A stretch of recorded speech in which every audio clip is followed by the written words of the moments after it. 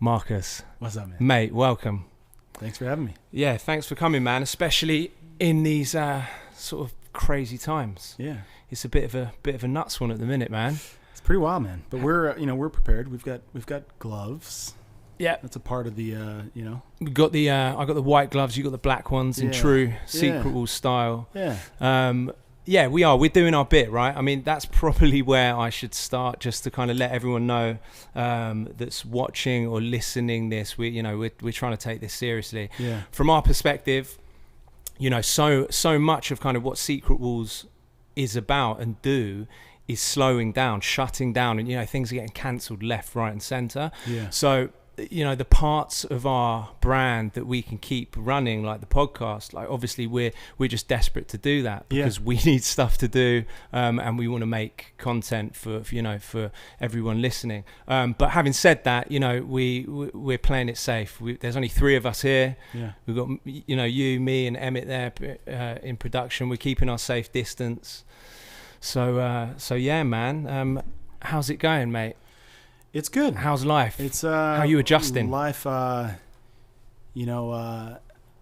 it's an interesting time. Obviously, everybody kind of deals with it, in the ways that they do, and for me personally, I'm a father. A father of a daughter who's almost 2 years old, and a husband to a wife who is a nurse. Yes, there's definitely sort of a heightened sense of alert around this whole thing with me. But doing the best that I can to protect myself and to protect others. Given there's so much that we don't know about this, and don't know, we understand that there are even the elements of so asymptomatic elements. I've been extremely cautious for probably about a week and a half, 2 weeks now, and I'm just trying to play my part to flatten, as we call it, flatten the curve. Yeah, that's it, and. It must add such an extra layer of anxiety to have a kid, because obviously I don't, and so for someone like me, or for me, I can only talk for myself. It's a weird one this time, because I kind of feel fine. But we were talking before. It's like I am taking this as seriously as I can, and doing my bit. But I'm just kind of. There's only kind of me. I'm only looking after myself. So I'm just sort of the mindset that, well, look, I could, even if I feel fine, and even if I don't get sick or don't get really sick, I could still, help spread this thing. And I don't want to do that, obviously.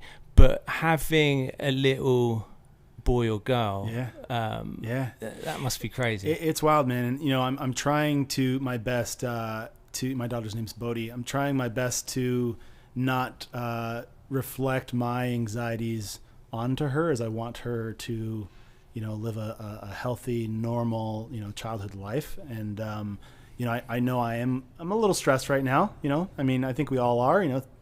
Things have changed so dramatically overnight.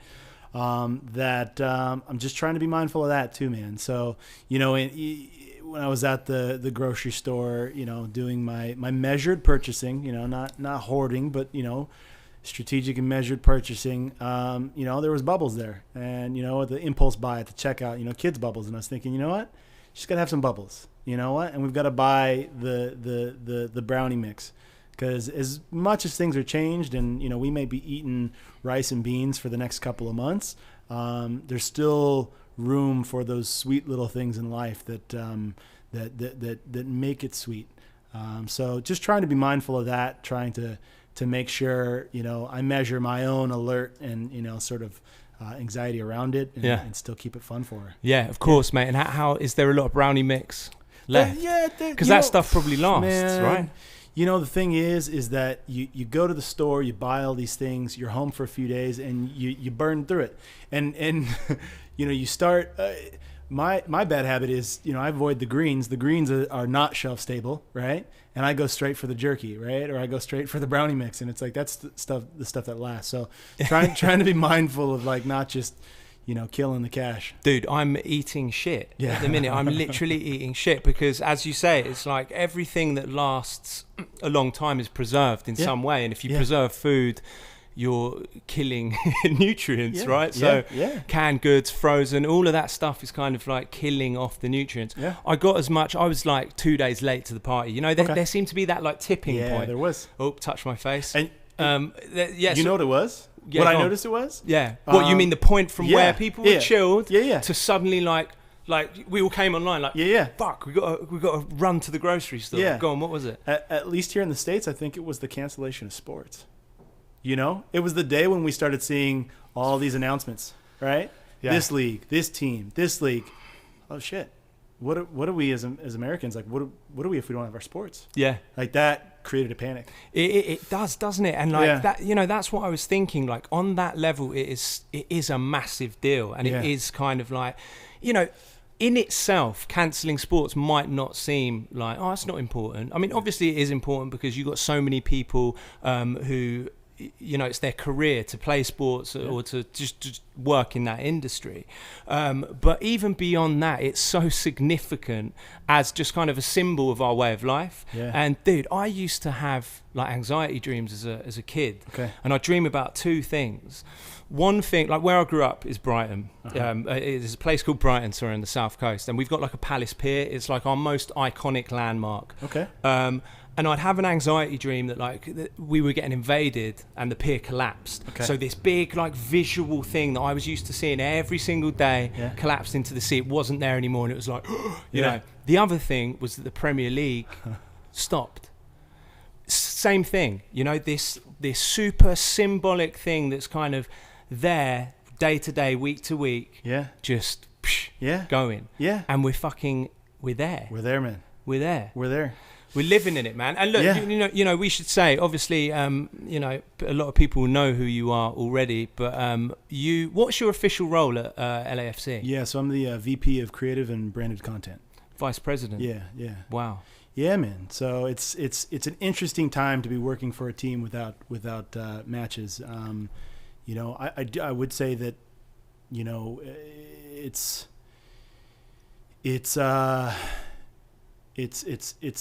really trying to navigate this thing and be a beacon for the community. You know, obviously we have a big role, a big responsibility to not only share, you know, messages of health and wellness and means to combat this thing as we do our part when working with the city, but also, you know, this notion that, you know, we may not be in the same building right now, but we're always together.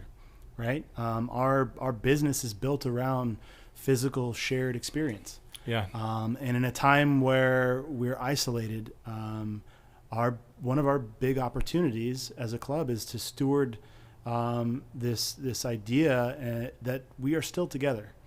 You know, we're all dealing with this in different ways, in our own ways, and we're doing it in isolation if we're being careful, but it doesn't mean that there isn't room to connect. So really, I think for us, it's just finding new ways to connect. And, you know, what might, you know, hopefully be a silver lining as we look for those in all of this is sort of an adaptation or an evolution in ways in which we can share time together, even if it's not together. Yeah. Mate, beautifully put, and I agree. And it must be, I'd imagine that for LAFC, the kind of levels that you need to adapt and become more community focused and all that are probably, I mean, every club has to do it and every club has its community, but LAFC is like, for me, especially community focused, you know. Yeah. Obviously the club is pretty new. We just gone into the third season, right? Yeah. Third season, but already I'd say that you've got like the most insane fan base, you know, and I've been a football fan for all my life, really, you know, coming from the Premier League. Yeah. And grew up going to games and you know, watching games on TV and going to games, and I still have never really experienced the kind of veracity, is that the right word, the 32-52. That's awesome, man. And the way that they will just chant from beginning to end when the games are on. You know, there are some passionate fans across the world, and again, I've watched games all over the world, and it's rare that you find a fan base where the home end will just chant no matter what's happening in the game, literally non-stop, no exaggeration, non-stop from start to finish.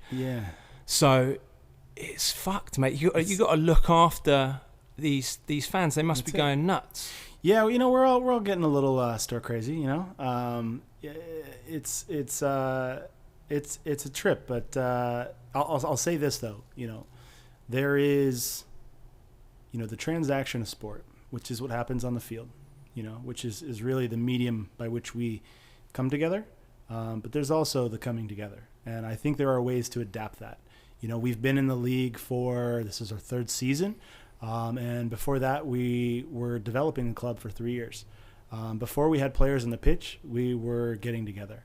And I think that's, you know, really still our opportunity here is you know, finding ways to continue that effort and to develop ways for people to connect, even if it's not, you know, in a stadium with football on the pitch. So that's really interesting, because that's something I've always wanted to know. How the hell did the 3252 get, so, you know, how was that put together? I mean, it's authentic, it's completely genuine. But, you know, was that like a smart idea from, you know, before the first match was ever played? Did you think you had a shot at creating that, or is it kind of beyond your like wildest dreams? You know, I think aspirationally early on, say, you know, sort of mid 2015, I think aspirationally we thought we did, but I don't think we ever could have really imagined or realized, you know, its full potential. And I still think there's still a lot of potential ahead of us. But I'll say this, like, you know, to be there on opening day and to see the 3252 like rocking it the way that they did, you know, with the dialed chants, with the numbers, with just the veracity, you know, 90 plus minutes, I could have never imagined that, man. I could have never dreamed it. But that being said, I think we did take a very, you know, strategic approach together with the 3252 early on to create something that was reflective of our community, that was reflective of the wants and the desires of the people. You know, as a fan of the game for a very long time myself, it was easy for me and a lot of my coworkers who come from the same, you know, similar background and passion. It was easy for us to put ourselves in that subjective position of, well, as a fan, what do I want? Yeah. And so, you know, I may ask myself that, and you know, most teams have that internally where, you know, they are passionate about the game.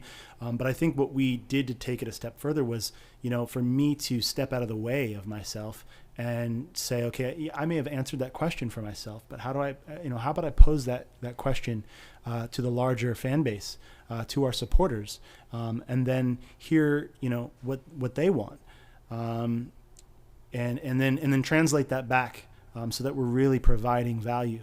You know, it's my grandfather always said, you know, son, he used to call me son, you know, you got 2 eyes, 2 ears, and 1 mouth. You know, you should be looking and listening twice as much as you're talking. And, you know, I think there's value to that. So early on, we created design sessions with our architect firm where we invited supporters to give feedback on how we were going to actually build and execute the stadium. We did that from a community standpoint. And there's this feedback loop that included people from the very beginning.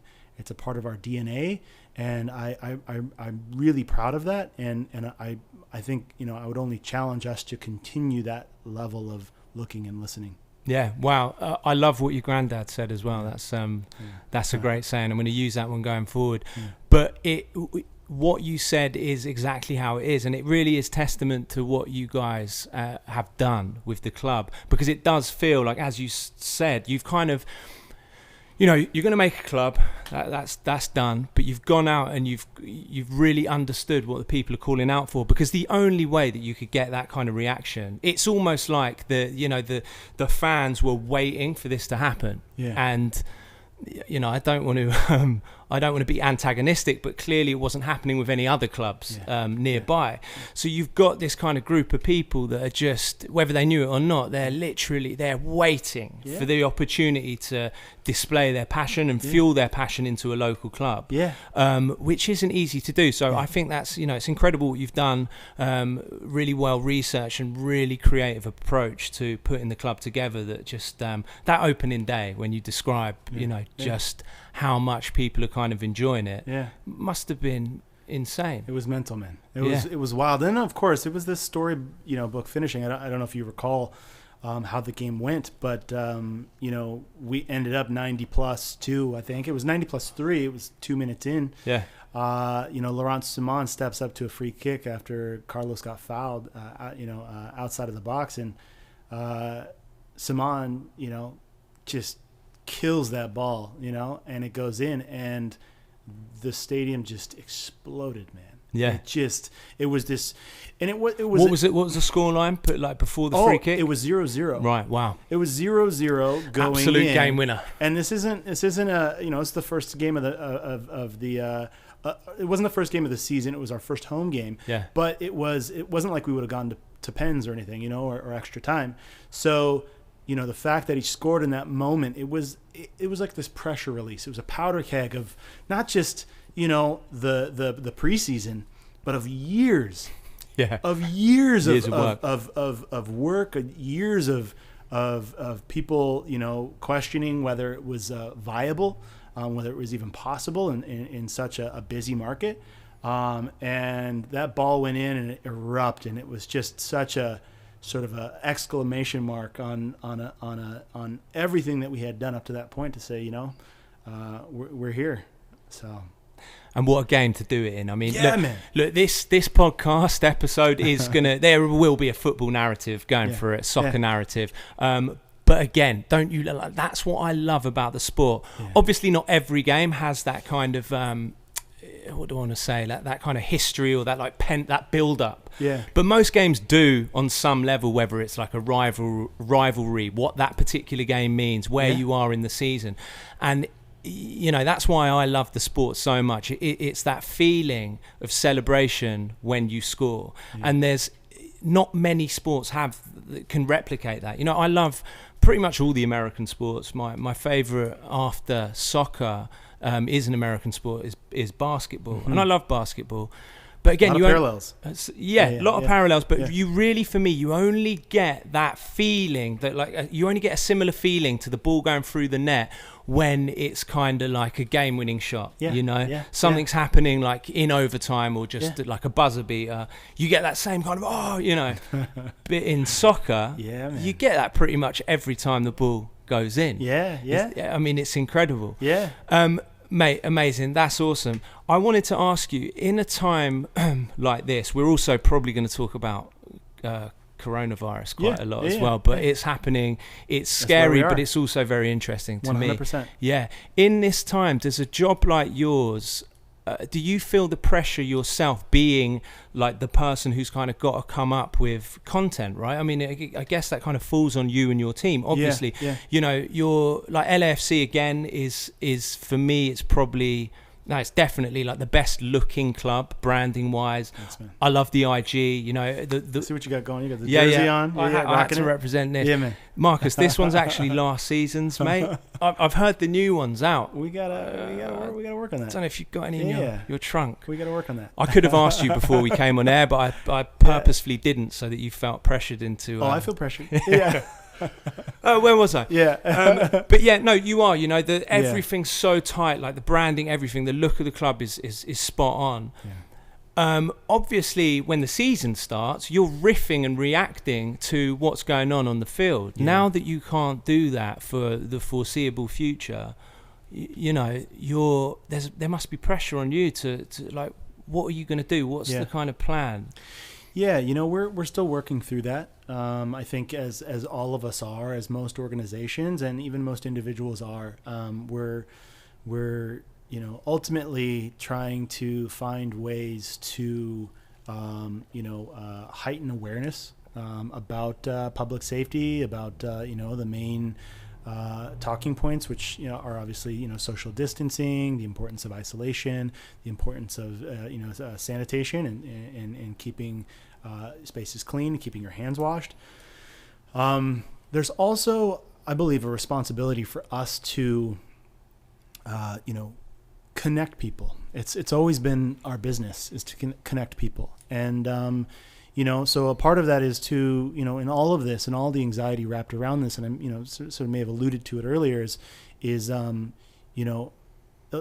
really speak to the fact that we are always together, that we will get through this. We are doing our best not to get caught up in the sort of maybe jovial side of it, because it is early on in this, and we don't want to, it's appropriate for some organizations and some people to be there, but we don't want to be tone deaf to the seriousness or severity of this. So from us, you can expect us to really be talking about what's going on in the community, really amplifying stories of people that are contributing to the community, to our local community, and really going above and beyond to provide services, as well as finding ways to connect with our players as they're in their own isolation, and with our community and supporters and fans, and share some of those stories, because at the end of the day, we have to find ways to maintain the culture. I think up to this point, we've done such a good job of creating a community of inclusion. And this is for sure a challenge, but I think with every challenge comes opportunity. And from the get-go, for me personally, I jumped in it wholeheartedly, maybe not having, the deepest background in sports, but really approaching every single challenge as an opportunity, and really just kind of leaping 100% in. And I'm going to do my best to work with my team to do the same here. I think that's our obligation, our responsibility. That's awesome. And just listening to you there, I think it's really important what you're saying about the way that you'll adapt. Because I don't think this is necessarily a bad thing to do, but I've noticed a lot of other clubs will kind of, like my club, the club I support back home, Brighton and Hove Albion, they relived like a classic game from the FA Cup, and they did a couple of posts on Instagram, kind of as if it was happening there and then. Yeah. And my initial thing was like, cool. But then I was kind of like, it's a bit weird.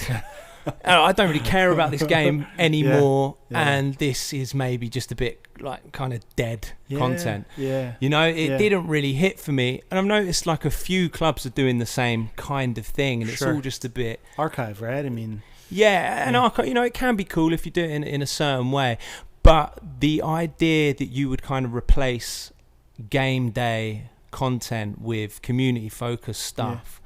To me really resonates, because you're looking at content that is also important, whether you like sports or not, to the people who do, the game is important. So when you're looking at that post, there's a game coming up, here's what's happening, here's the lineup, here's the kind of the this, that and the other about the game, it's important to you. And I think that probably is key in this time. And social media it's kind of it's the thing that kind of connects the dots the most in this day and age between what's happening at a club and the supporters. So I love the fact that you would be making content that feels important as well. Do you have is there a contingency plan where you are kind of, do you work to a schedule anyway, where a social media schedule, right, where it's a certain amount of posts, highly scheduled? And have you gone into kind of like emergency mode where you're trying to replace? 100%.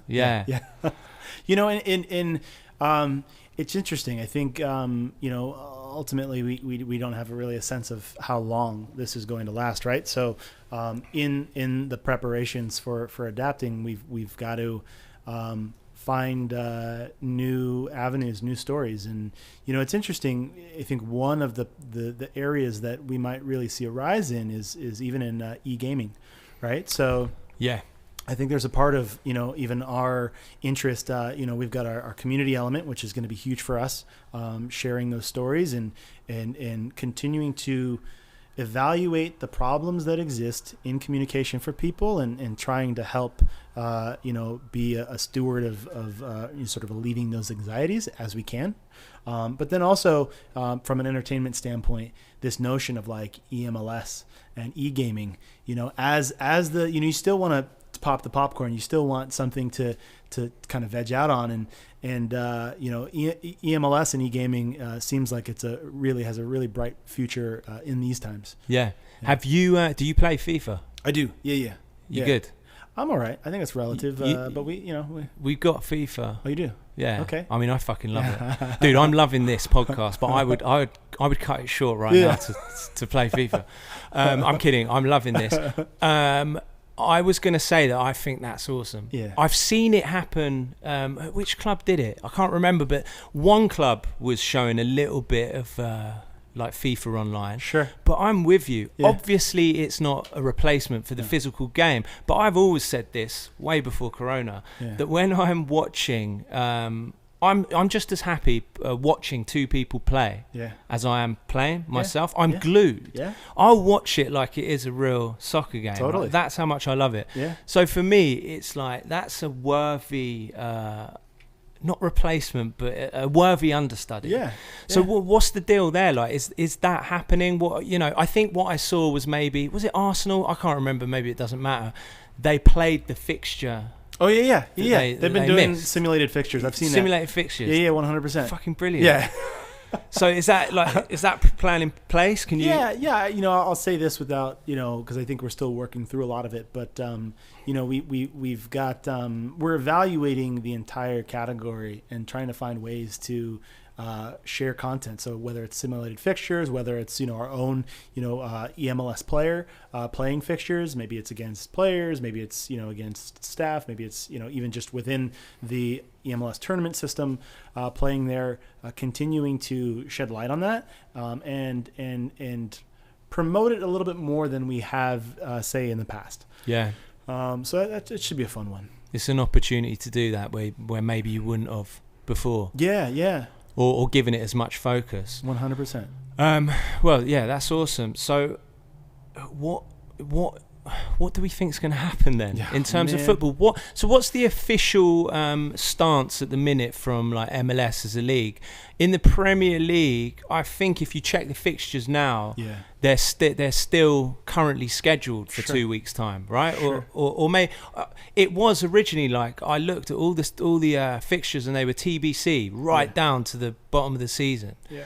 But now when I look back, in like 2 weeks' time, they're back in. I mean, I don't think they're going to happen, but what's the... Yeah, I mean, look, I've got my personal opinions about just sort of the duration of this, given, my wife is working in the medical profession. She's, kind of there...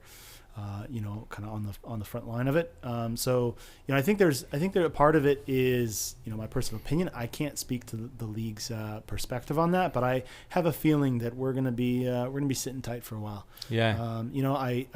I hope that's not the case, but I think right now we can at least expect a month postponement and potentially as this rolls out longer. Yeah. And I mean, look, aside from kind of revenue lost, which obviously is like crazy, it must be insane when dealing with clubs of LAFC's stature. MLS season has only just begun, right? So in terms of like, who's going to win and all this, it's kind of not really as relevant. But switching back to, do you have a Premier League team that you support? You do, don't you? I do, yes. Arsenal Football Club. Yeah, I remember now. It's tough times. It's semi-tough times. Do you mean just being an Arsenal fan? Yeah. Or...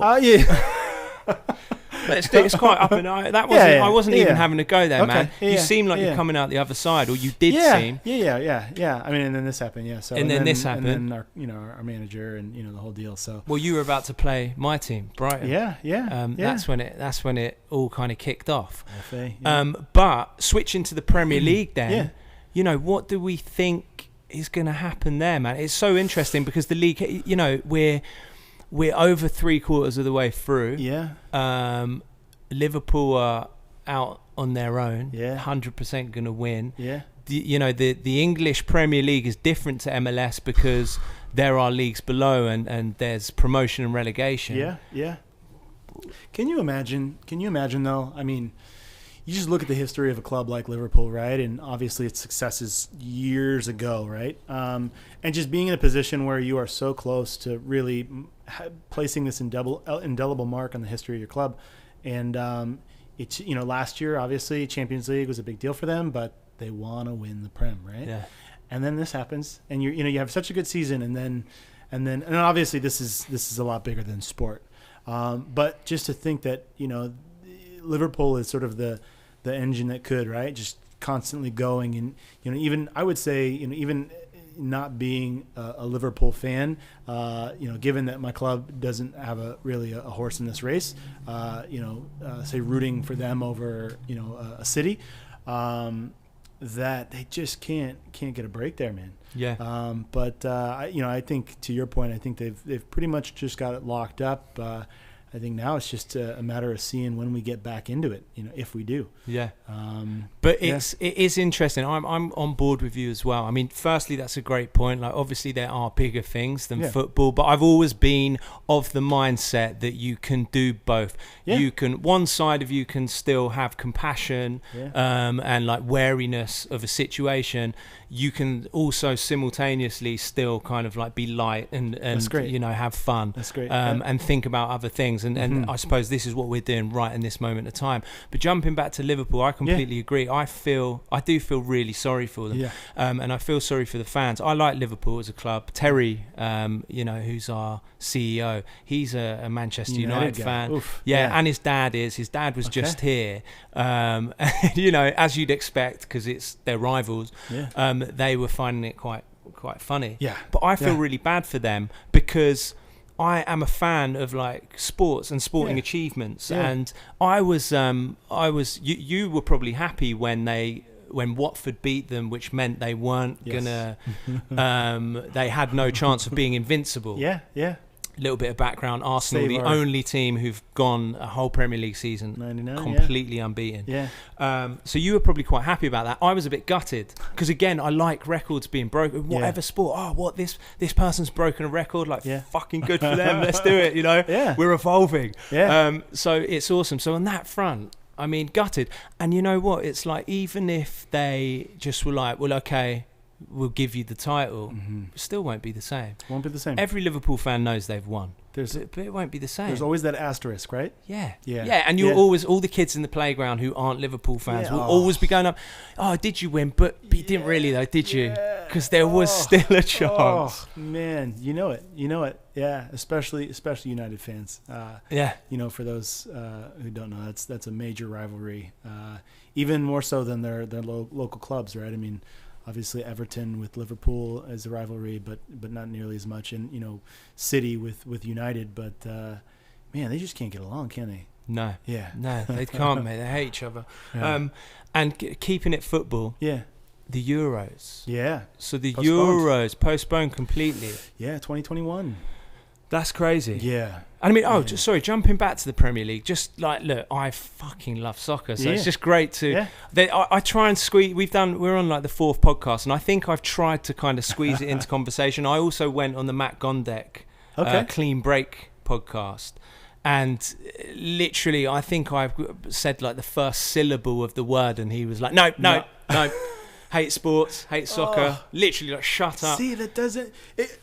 I get people, in that position who really see sort of a separation of church and state, or it's just like kind of, there's art and there's sports. But I think, I think you're the best person to speak to this, but I think there is such a room for the convergence, or the, like those two coming together. I think it's happening. I think it's a beautiful thing. And so I'm glad we get to have that conversation where we get to really explore the range of and look, let's jump into that. We'll come back to the Euros, but that's a beautiful point, and I think LAFC again probably are the poster child club for that convergence. That's awesome, I appreciate that. Right, they are, man. It's like, you know, look at the shirt I'm wearing, black and gold. Like everything about the club from the ground up is just like it's how I would want to do it if I had your skills. But then coming back to that point about the kind of the synergy between art and soccer, I'm with you, you know, and I think it's growing, and especially in this country, we're going to see more and more of it. But you know, Harvard Heights FC, which is our soccer club. So me and Terry started a football club called Harvard Heights FC. Sequels HQ, where we're sitting now, is in Harvard Heights, and Marcus is a part of the club. Yeah, man. Your player, honorary member, and also the designer of the crest. Yeah, man. That's a proud contribution. Yeah, I'm really stoked that you guys decided to make that the identity. So, yeah, we did. I mean, I made the original crest, and it was all right. You know, it was cool. It was good. But I thought it was great. Man. Yeah, I thought it was pretty cool. But there was just something. I was like, me and Terry were like, we just need to see something else. Yeah. And dude, I can be a bit like this. I love everything I do. So you know what I mean? Usually it's like, I'm right on this, or I'm the best. But threw it over to you, got the crest that we are using now, saw that, and I was like, fuck, we've got to go with this one. You know, I love it, man. It's on the door over there. I'm looking at it right now. It's a beautiful crest, and we always get a little bit like LAFC, maybe. Maybe we'll be in the MLS one day. Yeah. But we get a lot of compliments on, you know, our kind of image, our brand image and our look. But we get a ton of compliments for the crest, man. Awesome. But my point being is like, you know, that is testament to what we're saying. Like the whole point of Harvard Heights FC is that it is about like soccer arts community is our kind of tagline at the minute, and that's exactly what it's about. And it is a chance for me and Terry to kind of fuel our creativity into a soccer club. And dude, I can only imagine what it must feel like to be doing that at LAFC, because it's easy, right? It's not like, it just makes so much sense to me, you know. All these ideas just translate so well into the soccer arena. And just a little side note, I remember last year where I went to it was an e-gaming tournament. Okay. It was a shoot 'em up game. Okay. Right. I can't remember the bloody name of the game. Where was it? It was in Atlanta, and the team was called Atlanta Reign. And this is kind of my point, right? This team of kids who, you know, they were awesome. I loved everything about this event I went to. But this team of kids were not sports people. Okay. You know, they were like, what is the PC way of saying this? They, you know, they are the kind of like, I'll just say they're the gamers. They're nerdy. I'm nerdy about soccer. They're nerdy about games, you know. Yeah. So they had their vibe and they had their look, and they definitely weren't into sport. But the really interesting thing is, mate, is that everything about the branding of their team, Atlanta Reign Sports, the shirts that they were wearing, jerseys, right? Jerseys, sports jerseys with logos there, crest there, crest there. Yeah. Now, what was interesting, and I'm rambling on, but here's my point. When I went there, they were releasing a new away jersey, right? This pink jersey. It looked a bit like the Man United pink jersey. Gotcha, yeah. And fucking hell, that thing flew out. But the people buying it were like emo kids, goth kids, gamer kids, nerd kids, who up to that point, or up to this became popular, probably just only wore black. Yeah. Do you know what I mean? Yeah. My point is, do you know what? They're all soccer fans, but they just don't know it. And they didn't have, they needed soccer to be replaced with the thing that they're into, which is gaming. Yeah. But the look, the branding, the creativity, it's all there. It's all there, man. And they fucking embrace that 100%. Shit. Yeah. It's interesting. I think, to that, I think one of the things about, soccer or football that makes it so available for people who aren't necessarily, they're maybe first generation interested in the game, is that the template, the silhouette, of a jersey. It's not easy to rock a basketball jersey. Right. It's a hockey jersey is not easy either. It's pretty big, boxy. Same thing with a football, American football jersey. You got to get to fit the pads under. So as far as creating something that's wearable on and off the pitch, I think the template of the soccer jersey leaves a lot of room there to be wearable. And then of course, aside from that, just it's not in the United States anyways, obviously, you're from Brighton and there's a rich history there of football for generations and generations. But here in the United States, it's not generally not your grandfather's sport, not your father's sport even. So there is something I find a bit subversive, and a bit sort of like, this is mine, sort of a thing about, world football or soccer in America, where you get to carve it out. It is, it's not to say it's an anti-establishment, but it's just sort of all to that, right? And I think that is something that leaves room for people to really grab onto it and make it theirs. Yeah.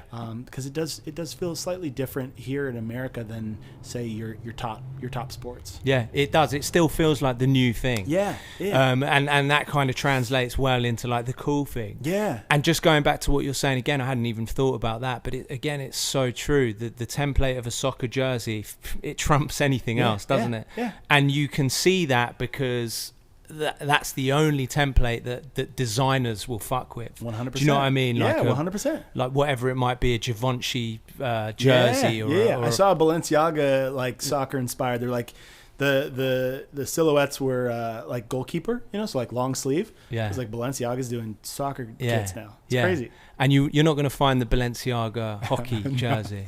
Right? Not right now anyways. No. Maybe in the future, but yeah. It's so true. Yeah. And yeah, that's crazy, isn't it? That it is that kind of, you can feel that here. Yeah. And I feel that. And it's weird for me because I come from a place where granddads are soccer fans. My dad is a soccer fan. He's a Newcastle United fan. I used to support Newcastle United when I was a kid because Brighton, where I grew up, was in like League 3, never on TV. I'm a little kid, whatever. I didn't really give a fuck. I'd go to a few games, but I supported Newcastle United because they were in the Premier League. Sure. There is that history. So coming from a place like that to here, it's really interesting to see that, because I can see who the new fans are. No offense to anyone, but it's quite funny being in the stadium. Everyone's passionate, but I know my sport, and I can hear when the guy behind me is like, kick it. Bless him. He hasn't 100%. Been to many games, but it's brilliant. And again, that's what I wanted to ask though, because I feel like LAFC's fan base is quite like Latino, right? And a lot of like Mexican, a lot of Mexican fans. Mm-hmm. So I feel like they kind of have probably more of like a heritage of football. Would I be right in thinking that? Yeah, I would say that it's pretty reflective of the overall, composition or makeup, ethnic makeup of the city of LA. And it definitely is. I think that you definitely get a lot of sort of first and second and even third generation Latinos here in LA that just get it, right. It's in their history, it's in their culture, in their blood, and I think that is a part of our audience. And then there's obviously another part of our audience, smaller part of our audience, who are probably the first people in their families possibly to even be aware of the game or be interested in the game. And something that we've tried to do is really sort of democratize the access by basically being like, come as you are, wherever you are on that spectrum of like, one, you can barely spell, football, barely spell soccer, to like, 2, having like, a hammer's tattoo on your arm. Like wherever you are, we want this to be a place where you're comfortable and you feel welcome, and that you can be a part of something bigger than yourself. And I think that is something that maybe even as we talk about e-gaming being a thing. Something that makes it really democratized, because there's less of a pressure to know everything, because most of us, or at least me, like as much as I play FIFA, there's still so much about the e-gaming community that I'm just not aware of. So we're all learning together. Yeah. And it's so true as well. And when you come, LAFC is a great place for like a newbie to become a fan, because of the 32. 52, because I love that. It's a real there's an inclusive vibe at the stadium, but then at the same time, they're a brilliant advert for football. And I think it's probably everyone all over the world can probably relate to this. Being a little kid, going to the football stadium, and you know, I'd go with my dad. We didn't have season tickets; we'd just go where we could. So it meant we weren't going into like the rowdy end. Pretty much every stadium at least attempts to have like, you know, their season ticket, their home stand, terrace, their home terrace, and that's where the you know, that's where the nutters are. It's brilliant. And as a little kid, I can always remember being like, oh, I can't wait till I'm old enough to get into there. It's like being front row, right? You want to get as close to front row of the concert as possible. Yeah, exactly. And that, you know, it's just rowdy. That's where all the action is. But I think for MLS, which is still, you know, still kind of like, it's growing and growing, and again, this is why this is such a crazy time for this to happen. But there definitely are games that I've seen and even been to where the vibe's kind of missing, you know. And I could imagine that if you'd never been to a game and that's the game that you turn up at, and there isn't, you know, I've been to some games where it's like, where are the home fans? Where's the home stand? And if you go to that game, the atmosphere takes a real hit. You know, you might be like, well, I'm not converted. But if you're on the fence and you go to an LAFC game, you know, regardless of what's going on the field, you look over at that stand and it's just like jumping. You know what, man? I'm glad you said that, and I think you know, it's an interesting thing about the game is that, you know, the game is the medium, and we're passionate about the game. So don't get me wrong here. I'm not de-emphasizing the importance of the game, but the game is the medium, and then obviously the message, right? The thing that is the community, is togetherness. One of our owners, Peter Guber, legendary storyteller, producer, and sports owner here in Los Angeles, says that, you know, a sporting event, modern day sporting event, it's the modern day campfire, right? It's an opportunity for us to come together, to share stories, and to create memories. And that is still the most valuable product, is the shared experience. So, you know, to that, you know, you've got this thing that in traditional sports has, I would say, probably, you know, 70 to 80% of the conversation around what happens on the pitch. And most of the attention or the focus is to the players. Well, how can we level that out a little bit, right? How can we, you know, take players and from an access standpoint, humanize them? And because usually it's like, you know, at sports advertising, you know, they're a superhero, they're immortal, they're, you know, way up here, they're inaccessible, and the fans down here. How do we bring the player here, and then how do we take the fan and we bring them here? And both stories humanize. One, you know, elevates, one makes somebody accessible. And I think that's a big part of what we try to do with our content and with our brand. I got to give a shout out to you know, the YouTube channel Copa 90, because I definitely personally learned a lot from their model, where you know, one of the parameters to their content, or the sort of restrictions, is they go all over the world and they tell incredible stories about football. But one of the things they can't do is they can't show the game on the pitch. They're restricted from a broadcast rights standpoint. Right. But that doesn't limit them from telling extremely dynamic stories about the culture of football. And, you know, that limitation, I think, created a huge opportunity for them to hone in on what really, truly is like one of the most valuable elements to this whole entire thing. And so to you know, back to your point, I think that is something that we have really tried to focus on, that is a bit of a differentiator for us as you go to other sporting you know, stadiums, you go experience other teams maybe here locally, is that, you know, as well as we're doing on the pitch, and last year we had, you know, arguably the most successful season in the history of our league, we still equally care as much about telling the stories of the people who are seeing the content and the people who are passionate about our club. Yeah, amazing. And you see that on the it's all over the social media channel. It's one thing that I 100% notice, how much of a light you kind of shine on what's going on around what's happening on the pitch. Yeah, you know, whether that's key fans from the 32-52 or just what's going on in the community. Yeah, and I think that's awesome, man. Yeah, I mean, I really, really do love the club. Yeah. So I guess we just got to wait and see what's going to happen with with all this? Well, at the end of the day, I'll say this is that we are going to wait around, but we're also active right now, right? We are still a community. We still have each other. We might not be in each other's physical presence all the time, but we have to try harder, right, to maintain those connections and to forge those connections and to share those experiences. But I really do think it is our responsibility, not just as a club, but as a community, to stay connected. And the fact that you even reached out to me to do this is really one of those sort of shining examples of, I think, our community, our larger community, and people who are doing really great things to make sure that the conversation continues. So I really, appreciate that, for one.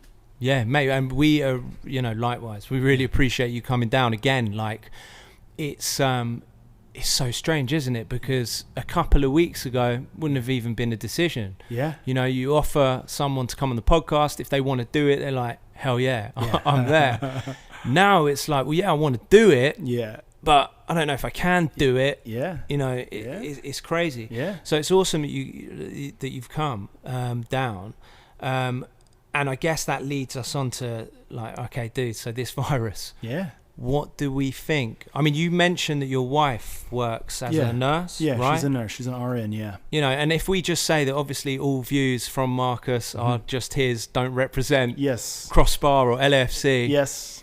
What do you reckon is going to happen with this? Where do you think it's going? And I know we talked before a little bit about just kind of like almost like family man anxieties. Sure. Yeah. What about any other anxieties about where this could go? Like, are you comfortable right now? Just kind of, obviously there's that kind of, is it low level or maybe quite medium level anxiety of like, well, look, I've got to look after myself. Sure. I've got to look after, more importantly, my family. Yeah.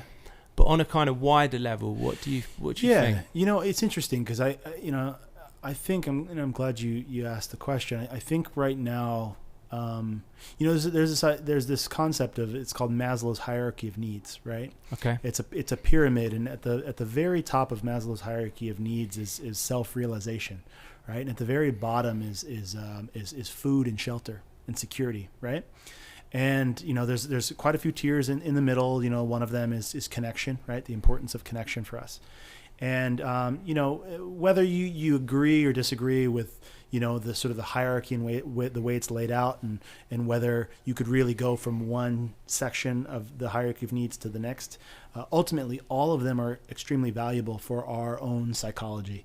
And right now I think we're tested to really evaluate all the way down to the beginning of, like, literally food, shelter, and security, how prepared we are in that hierarchy of needs. And so for me, I in my own home, I'm comfortable and confident in sort of my level of preparedness as far as food is concerned, as far as home security is concerned. As far as health, obviously, given the fact that my wife, is out there, working, amongst this, and the resources of the hospitals are extremely limited. And is she like, I don't know how it works with nurses. Are there some nurses that are kind of like, this is more their speciality, so they are working here, or is it all hands on deck? No, there's no, I mean, as far as I'm concerned, and again, these are my personal views, and as far as what I know, there aren't any nurses that are specifically focused on epidemiology or epidemic or viral infections. It's an all hands on deck situation, and everyone's reactive, adapting. Yeah. And given that we're learning a bit by bit, sort of piecemeal, and really one thing we do know, and epidemiologists who have really studied viruses in the past, whether that be Spanish flu or influenza, have focused really their attention on the curve, right? And they use the term, flatten the curve. And what that really is we've got a limit to our infrastructure here in the United States and globally.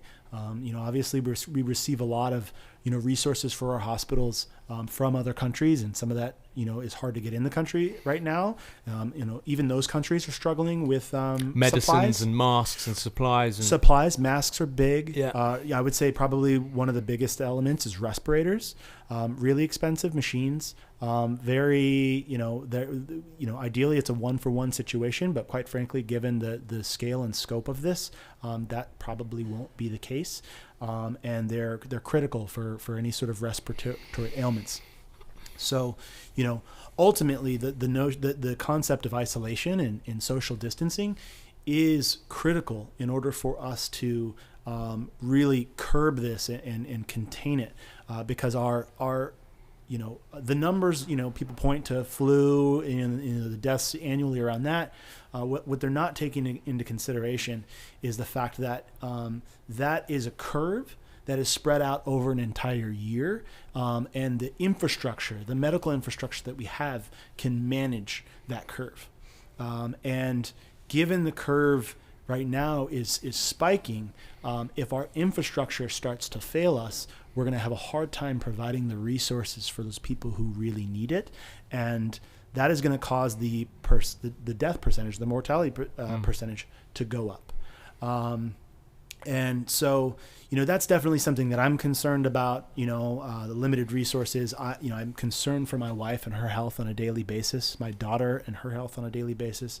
We're doing what we can to, live a mentally healthy life and sharing space together, and making sure that, our day-to-day connections aren't transactional.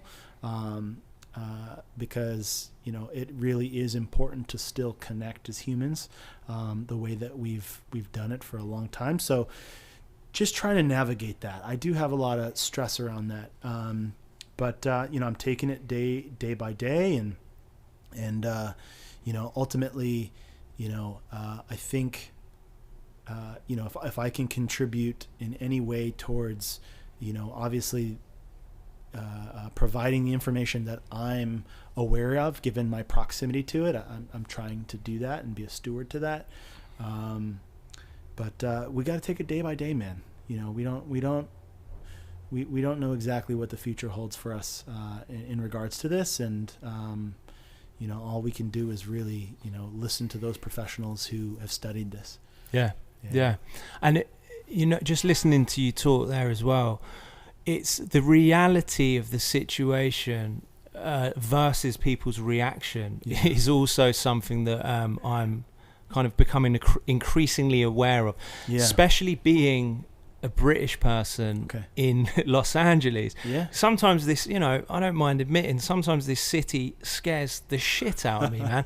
Like pre-virus. Dude, I come from a place where I'm prone to road rage. I've been known to get into a little bit of road rage here and there, but I usually, I've always done it in a town where the worst that's going to happen really, is that you might catch a punch in the head, or something like that. And I've moved into a city where, you can quite easily get shot in the head. 100%.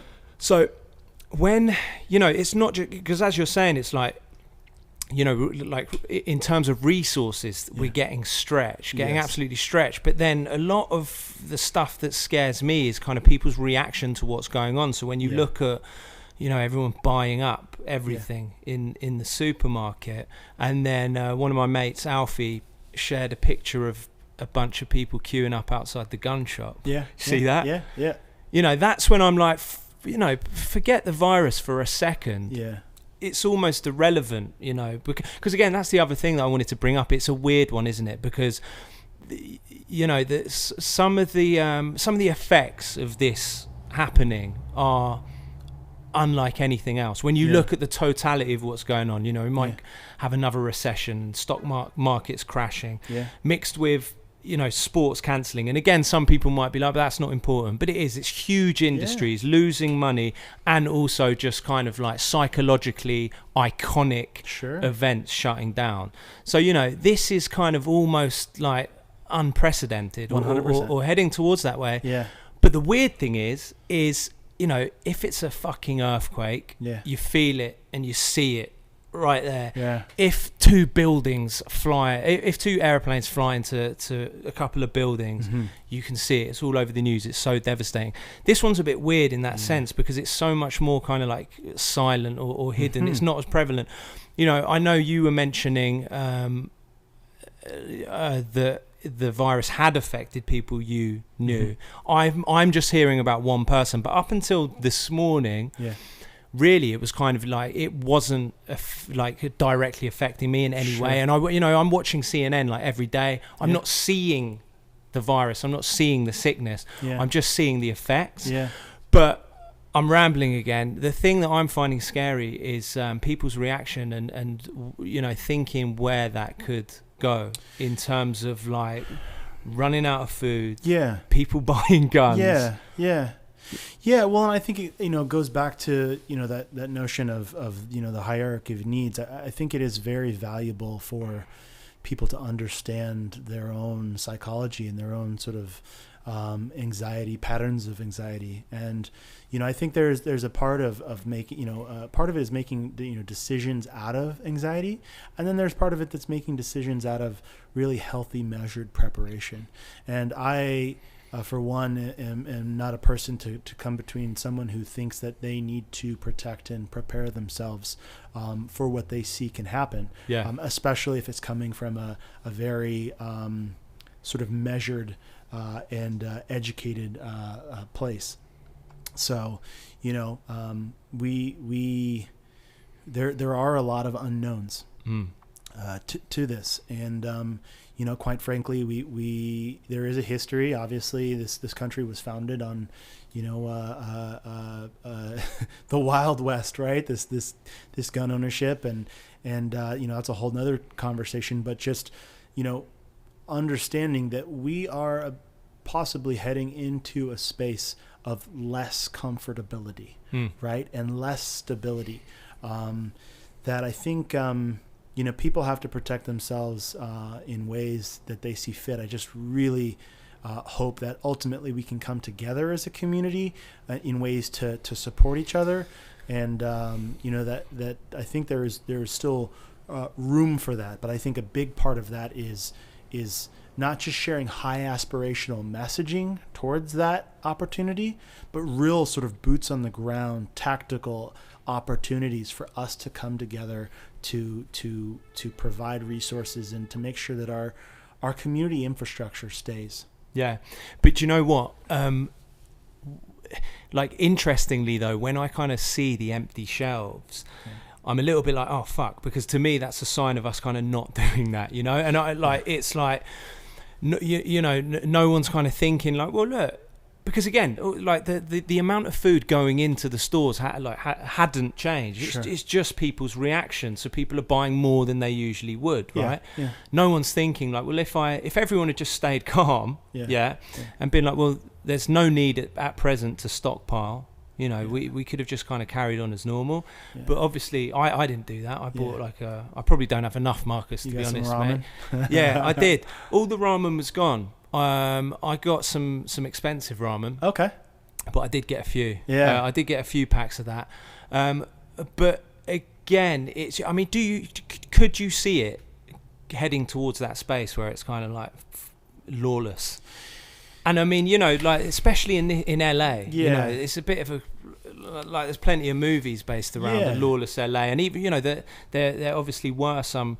Are you like born and raised in LA? So you lived through the riots. I was born in Oxnard, born and raised in Oxnard, and I had family in South Central LA. And how was that? Because obviously, like the start of that is, you know, very different. Yes, it came from people just, you know, being fucking fed up. So you know, but that aside, getting into you know, because I lived through our own riots, which probably weren't quite as extreme, but the London riots were pretty fucking scary at points. When was that?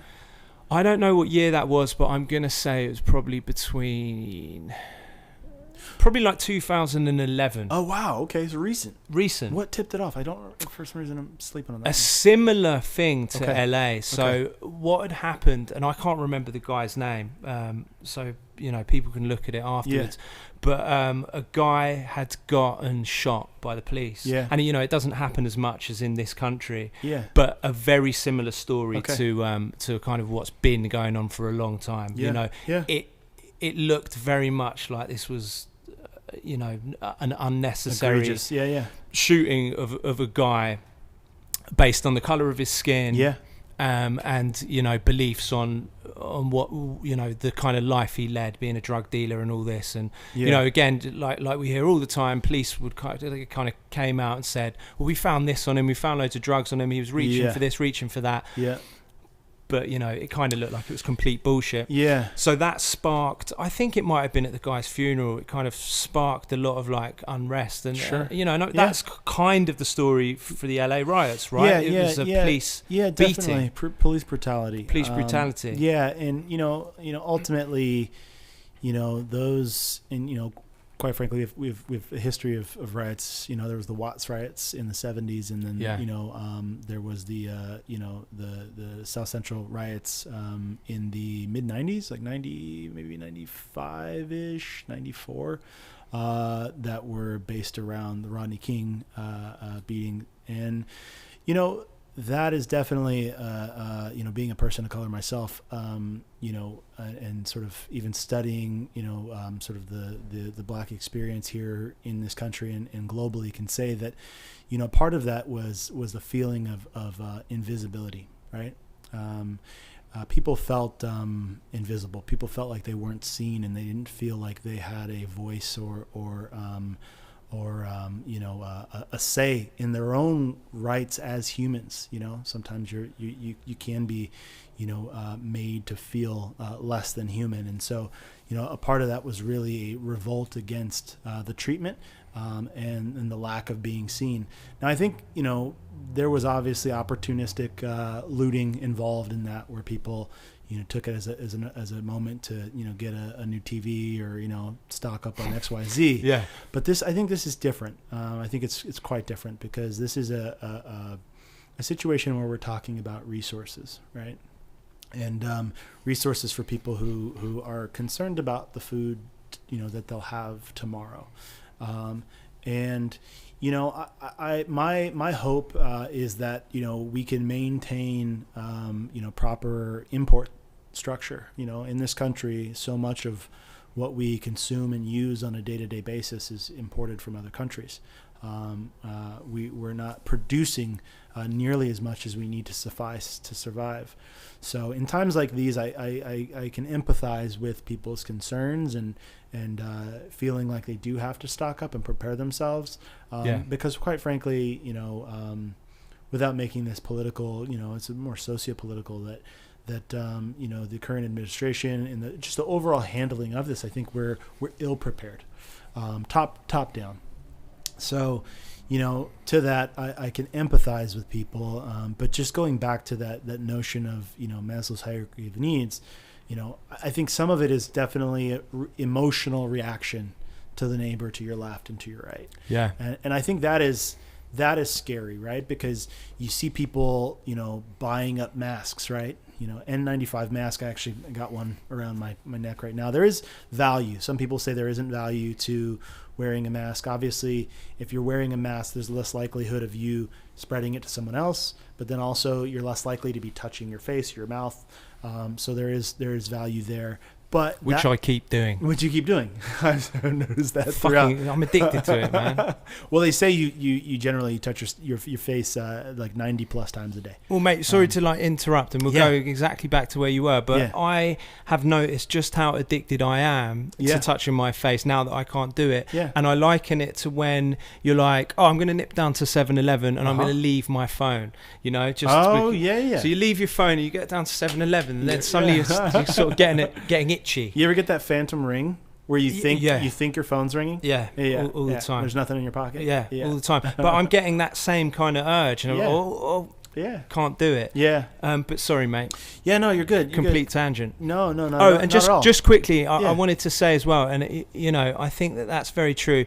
Just going back to the difference between those riots and what could potentially happen here. I guess that was my point, that here it's way more frightening because those, again, there were opportunistic people, and the same back in London. But I remember with the London riots, I didn't live through the LA riots, but I still remember having this kind of feeling of like, well, yeah, this is fucked and kind of scary, but it's also quite important. Sure. So you've got that as a kind of comfort. Yeah. Whereas here, as you're saying, when it's kind of just fight, and I'm not suggesting that it will go like this, but when it is fighting over resources because people are worried that they might die without them, that could be a very frightening territory. Yes. Because it's not, no one's taking a stance because they're fed up of the way they're being treated as a people. Yeah.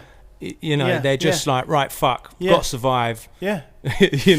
Martial law. Yeah, well, and to that, I think, it's interesting, in my travels abroad, really trying to empathize with the local situations. I was in Brazil for the World Cup 2014. I was there for about 40 days and just really, was on the ground, soaking up the country and its love of the game.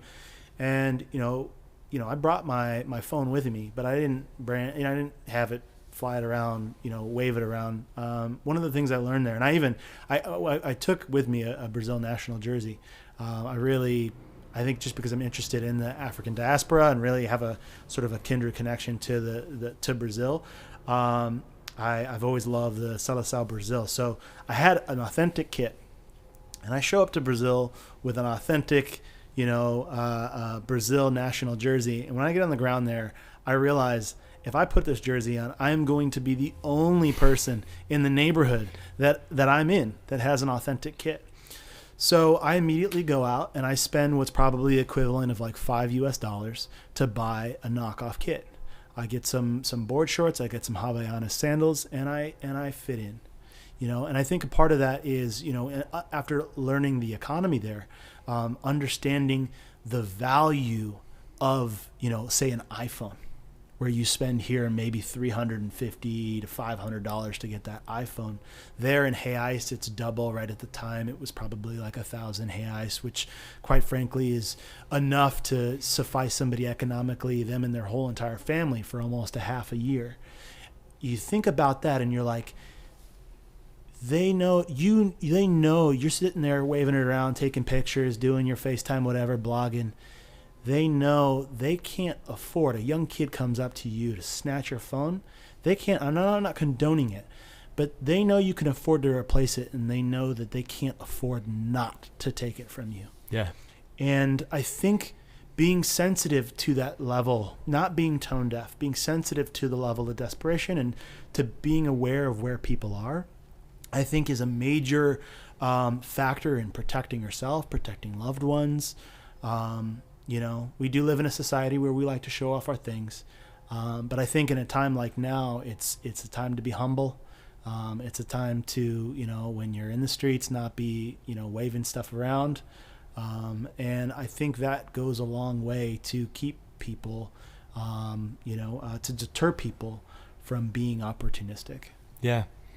Yeah. I mean, that's great advice. And, it's a good opportunity to just fucking leave the iPhone at home. Yeah, man. That's it, And that's actually something that's interesting is, I have a hard time turning off, Same. And especially now with everything that's going on. And obviously we're, my club is still, we're still posting, we're still involved and engaged on social. And so I have to be a part of that conversation and monitoring it. But so much of me really wants to do a bit of a digital detox at these times, right? Because I'm home. I pulled my daughter out of daycare. Unfortunately, my wife's off today, so it allowed me to be here. But she's working a little overtime right now, so I'm home with my daughter, and I love just being able to sort of leave the phone for half of the day and just dive in with her. Alert everybody that needs to know. I'm gonna be present. I'm gonna be here and now for the next 6 hours. So I think maybe the silver lining, another silver lining in all of this is there's an opportunity for a lot of us to really connect with ourselves, connect with being present.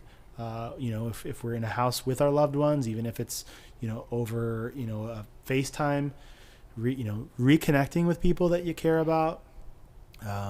Especially in a city like LA, I don't know how this is for you, but sometimes I create every excuse in the book not to pick up the phone and call somebody that I love, because I'm so busy. Now that excuse is out the window, and maybe, hopefully I'll take advantage of this to really, reforge those connections, and be present. Yeah. It'd be like, Mum, there's no soccer on, so I thought I'd give you a call. Yeah. What are you doing? I'm here with you. Yeah. What are we doing? Yeah. Yeah, mate, such a bonkers time, man. And like, what are you doing at home? I mean, funnily enough, I've been watching like pandemic movies. Oh yeah. Yeah. What do you got in your queue? What did you watch? So I just watched. I started with Contagion. Yeah. Oh, dude. How crazy is that? How spot on is that? Yeah, it's so weird. I mean, yeah. It's pretty much just kind of calls out all these key words, which obviously when to do with this virus, none of these words are like new words to me. They all make sense, but they're kind of like, I haven't heard them, in a while, or haven't really. Contagion is just literally keyword after keyword of like buzzwords. Sorry. Yeah, like what? So are they talking about social distancing? Oh, yeah. I mean, give me anything that you're hearing on the news right now, and it's in there. Watch Contagion, and I promise you, my mind's gone blank on it, but I promise you, like, you'll be like, oh yeah, that. So I watched it a few days ago. They used a term called Arnod.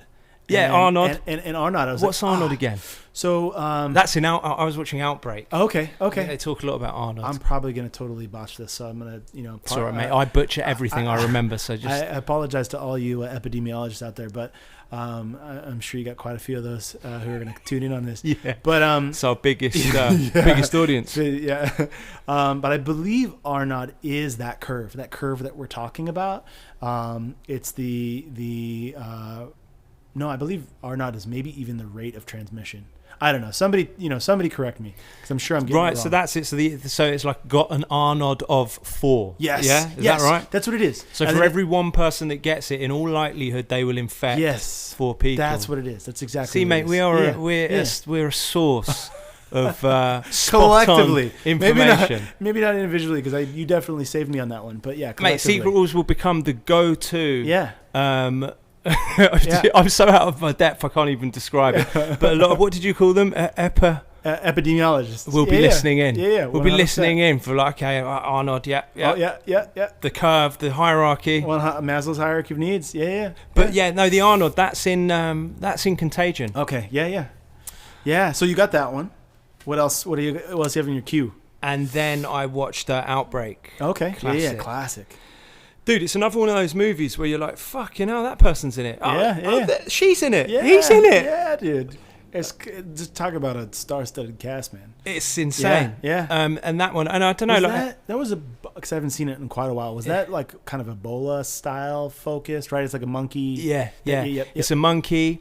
It starts out, spoiler alert. Yeah. I mean, it's been out for about 30 years or however long. But it starts out in kind of like a war zone somewhere. I don't know where. Okay. And people are starting to get sick. So they, with this particular strain of this virus, so they oh no, dude, I'm sorry, but I totally remember now. Because Outbreak is the one where the monkey's outside of the window and the kid. Yeah. Yes. Okay. Yes. Fuck yeah. Yes. So basically they decide to like kind of just carpet bomb this hot spot of infection to stop the virus spreading. And that's like a while ago. Anyway, fast forward, and this monkey has somehow contracted this virus. It appears to be the same virus in the way that people are showing their symptoms. Gotcha. But it turns out it's not exactly the same. Massive spoiler alert. Okay. It's a new strain of virus, and that's where the kind of like confusion comes in. But it's how it the monkey ends up in a pet store. Yeah. And it's just watching all the people that kind of come into contact with the monkey, and then come into contact with those people that have come into contact with the monkey, and how it spreads. Yeah. and it's it's pretty fucked. It's wild, man. But it's got wild. Morgan Freeman. It's got Kevin Spacey. Spacey's in that. Yeah. Oh man, he's great in it. It's got everyone. It's brilliant, man. Yeah. But how do you feel about that? Like watching. I really enjoyed it. I'm a bit of a sort of a prepper. Not to say that I'm a hoarder. Yeah. But I definitely am. Me and my wife are we entertain ourselves on that. We watched 28 Days Later, not too long ago. Yeah. But after you kind of. Yeah. We watched it probably a few nights ago. That's a great movie. Oh man. Unbelievable. And one of the things about that movie is aesthetically, visually it doesn't age well, but I think the way that they shot it so feels like it's from its time, right? It feels like it's from the 90s. The soundtrack as well. The soundtrack, man, dude. But something about that just blows my mind, and I haven't seen it in probably 10 years at least, but was those opening shots, and you could speak to this given you being on the ground there and understanding the layout, but just these iconic places, I believe, like Piccadilly Circus, and these places are empty. Like how did you pull that off as a production? Well, let me tell you. Yeah. I do. Do you know what? I actually the same thing, because it's just so awesome when you see it. So I read up about that, and it was a mix of just getting their permits, and I think I might be in the dangerous territory of butchering how they actually did it, but getting their permits so they were allowed to film there and kind of shut down the streets. Okay. But then just choosing the right time. Oh yeah. So they shot everything at sunrise or something. Yeah. Sunrise, just after sunrise. Yep. That makes sense. 4 or 5 a.m. Yeah. I can hear screaming outside. Is that? Yeah. It's kind of crazy. It is kind of crazy, especially when talking about a movie like 28 Days Later. Yeah. Do you know what I mean? That's literally. I wouldn't have said anything, but I was just starting to get the heebie-jeebies on it. But I think if you Google it afterwards, that's pretty much how they did it. Because those are like places where you're like, if you've been there, they're iconic places over the bridge, Piccadilly Circus. You're like, I've been there, and it's heaving with people. You know what? So that was my wife and I's guess. What she was saying is, she's like, the sun is pretty low in the sky. The whole look of it feels like a sunrise. It's probably not sunset because it'd be busy then. Yeah. Probably easier to pull it off at sunrise. And what I was, thinking is they probably just had 30 of those cameras set up. You do all the angles the night before. You have what they call a fire watch, which is you have somebody hang out overnight to just make sure nobody touches the camera or whatever. And then they just got to be dragging that actor from spot to spot, just hit and record. Yeah. Because you probably only get maybe, especially with continuity of light as it's rising, you probably get maybe 45 minutes to an hour to shoot that many places empty.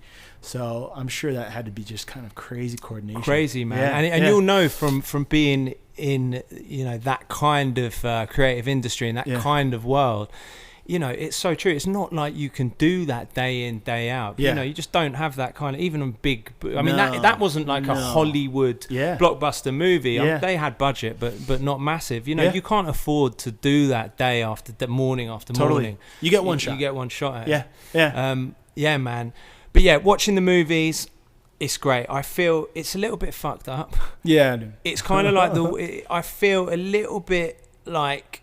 It's almost like it's Christmas and you're watching Christmas music, Christmas movies. It's like the fucked up version of that, you know? Yeah. Getting into the kind of holiday spirit of this awful virus. Well, and it's, if we talk about, people coping in different ways where, maybe in some ways as much of it isn't like a direct reflection of what's going on. We're just, entertaining ourselves to the possibility of what if, right? And there's obviously some dark stuff there, but it's in some way, I mean, look, man, Contagion, it's a good movie, and it is entertaining, and if you come into that movie understanding what an R0 is better than I could have delivered it, then you can watch that movie and you could do your own podcast. Yeah, that's it. A very informative podcast 100%. Like me and you've just done. 100%. This is probably going to be at the top of the list of like medical podcasts. I believe it. In a week. Yeah. Mate, I'm with you. I'm with you on that. I think, as I said before at the beginning of the podcast, I think it's important to, just because you don't take things, like just because just because you're not treating something like trivially doesn't mean that you can't treat it lightly or react to it lightly. Yes. And react to it with some kind of sense of humor. 100%. And I think we definitely live in a time where people are on watch for that. People love just sort of sitting by Twitter and waiting. Oh, you did an offensive thing. Yeah, virtue signal.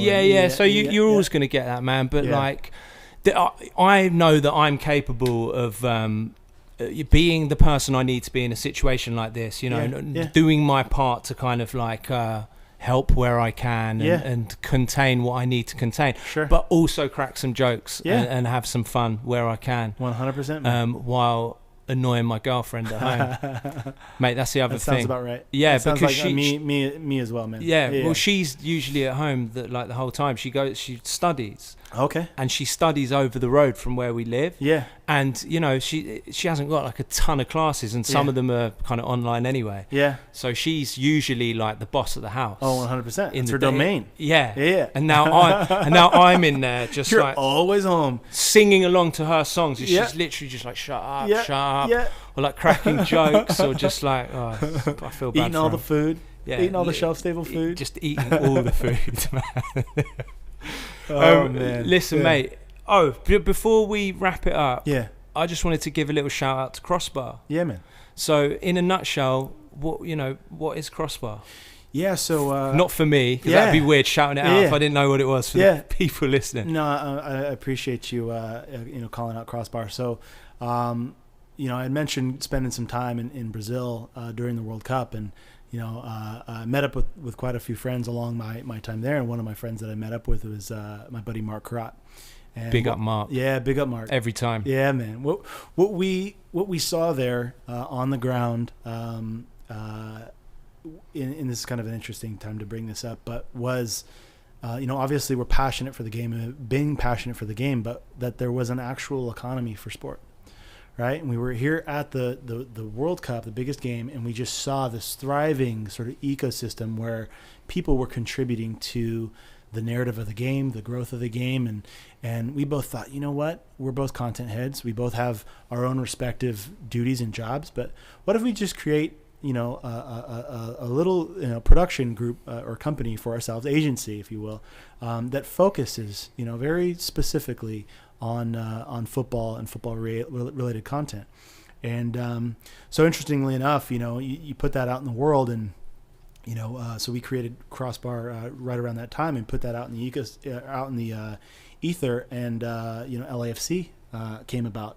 So that was July of 2014, and LAFC was announced on October 30th of 2014. It's mad. So you put Crossbar together, and on one level, and then LAFC came knocking.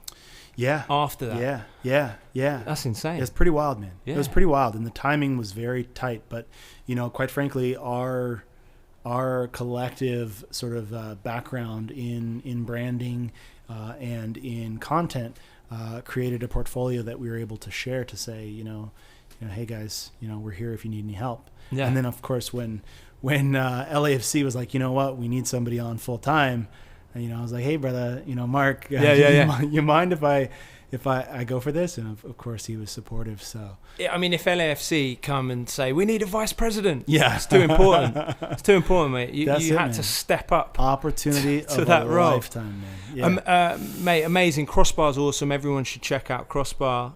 We will be working together. We, as in Harvard Heights FC, which is you, and Crossbar, and a big sportswear brand soon, because we are releasing or launching a real special product that we can't talk about now. And do you know what?